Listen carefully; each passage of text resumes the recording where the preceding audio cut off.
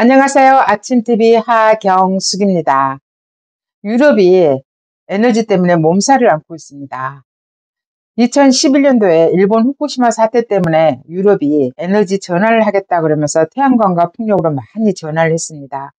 그 중에 영국도 해상 풍력을 많이 했습니다. 섬나라잖아요. 근데 간헐성, 변동성 때문에 영국이 안 되겠다 싶어서 원자력을 하겠다고 선언을 했습니다. 그게 문재인 정부 때였죠. 우리나라가 우선 협상국으로 정해졌었는데 문재인 정부에서 적극적으로 나서지 않아 우리는 탈락됐습니다. 얼마 전에 이탈리아 총리가 태양광 때문에 굶어 죽게 생겼다라는 기사가 나왔더라고요. 이유가 너무나 태양광을 무분별하게 산이고 논이고 뭐 밭이고 다 깔다 보니까 식량을 심을 데가 없답니다. 그러니까 위기의식을 느끼게 됩니다. 그러니까 이탈리아에서는 규제를 하기 시작했고 태양광을 더 이상 못 깔게 지금 하고 있다고 합니다. 이게 왜 이런 현상이 일어났겠습니까? 우리나라에서 유일하게 자립하고 있는 에너지는 원자력 발전소입니다. 근데 이 원자력 발전소를 못 없애서 안달인 단체들이 있습니다. 바로 환경단체는 탈원전 단체들인데요. 이 탈원전 단체들이 가장 롤 모델로 삼고자 하는 나라가 있습니다. 그게 어딜까요? 독일입니다. 왜 롤 모델로 삼고 싶어 할까요? 독일은 원자력 발전소를 다 정지시켰습니다. 22년 4월부로 모두가 정지되는데요. 그렇게 하고자 하는 단체들이 환경단체, 특히 탈원전을 주장한 단체들입니다. 그들은 무슨 이익을 얻고자 그런 짓을 할까요? 독일을 살펴보겠습니다. 독일은 원자력 발전소를 없애면서 어떤 일을 하게 됐냐? 독일의 많은 국민들은 에너지 전환을 한다고 하니까 그 원자력 발전소가 위험하다고 하니까 전기 요금이 너무나 많이 올랐지만 참고 또 참았습니다. 메르켈 총리가 최장수 총리인데 16년을 집권했다고 합니다. 2005년부터 2021년까지 집권했는데요. 메르켈이 혼자서 집권한 게 아니라 연정을 하기 시작했습니다. 임기 초반부터 어디하고 3인당하고 3인당이 사회민주당이잖아요. 들어보면 어감이 딱 나오죠. 이 사회민주당이 특히 환경에 대해서 엄청난 당입니다. 이 당이 환경 분야를 다 꽉 잡고 있었는데 결국은 그래서 원자력을 폐쇄를 하게 됩니다. 그러면서 뭘 하게 되냐. 내년부터인가는 화력발전소도 전부 폐기를 한다고 합니다. 우리가 말하는 화력발전소와 독일이 말하는 화력발전소는 다릅니다. 우리는 화력발전소 하면 석탄을 말하잖아요. 근데 독일은 석탄 중에서 가장 질이 나쁜 게 갈탄입니다. 갈탄은 미세먼지도 엄청 많고요. 환경오염도 엄청 심한 게 갈탄입니다. 그 갈탄이 독일의 매장량이 어마어마하게 많아요. 원자력 발전소를 없애겠다고 하면서 선택한 게 갈탄이었습니다. 그래서 독일은 인공위성에서 이렇게 사진을 쫙 찍어보잖아요.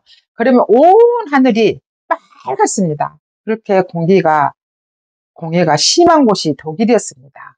그런데도 원자력을 없앤다고 했으니, 그리고 없애고 있었으니 대안으로 갈탄을 떼고 있었던 겁니다. 그러면서 부족한 에너지는 어디서 수입을 했냐? 75%까지는 원자력을 늘린 프랑스에서 수입을 했고요. 또 LNG는 러시아에서 수입을 해다 썼습니다. 근데 독일이 갈탄 가지고는 탄소 중립을 이룰 수가 없잖아요. 원자력 발전소를 띄지 않는 한 탄소 중립은 어느 나라든 할 수 없습니다. 수력이 100%인 나라 빼고는. 근데 이 독일이 탄소 중립을 해야 되니까 결국은 갈탄을 떼고는 화력 발전소를 폐기를 한다고 하면서 선택한 게 수소입니다. 그린 수소. 말은 좋습니다. 그린 수소. 그럼 수소는 제가 어제 말씀드렸죠. 어떻게 만드는 건지. LNG에서 추출해내는 게 수소입니다. 근데 그 LNG 값이 얼마나 비쌉니까? LNG도요, 지금 러시아에서 사오고 있는데 전쟁 중이잖아요. 그러면 또 팍 뜁니다. 수소도 우리나라에서도 수소를 추출해서 쓰면 500원, 600원이라고 하잖아요. 킬로와트당. 근데 싼 에너지를 놔두고 그렇게 비싼 에너지만 골라서 만들고 그렇게 쓰려고 합니다. 근데 유럽의 평균 에너지 단가가 28센트라고 합니다. 근데 독일은 40센트가 넘어요. 그러면 독일은 지금 어떤 상황이냐, 에너지 상황이. 올여름에 어떤 분들이 독일에 출장 가서 보니까 호텔에 갔는데요. 냉장고가 다 없더랍니다. 전기 요금이 너무 비싸서 호텔에서 냉장고를 다 치워버린 거예요. 더워도 에어컨을 켜주질 않습니다. 추우면요, 우리 세타 있고 막 그래서 검수하에서 독일인들이 그런 줄 알았거든요. 알고 보니까 전기 요금이 너무 비싸니까 세타를 몇 개를 껴 있습니다. 그 껴 입어도 추워요. 히터도 못 켭니다. 전기 요금이 너무 비싸서. 독일이 굉장히 잘 산지 알고 검수한 나라인지 알았는데 이면에는 이렇게 리더가 정책을 잘못하니 결국 국민들이 피해를 보고 있다고 합니다. 이제는 참고 참았던 국민들이 불만이 폭발하기 시작했습니다. 그래서 이게 뭐야 하면서 난리가 나면서 기업들은 독일을 떠날 준비를 하고 있습니다.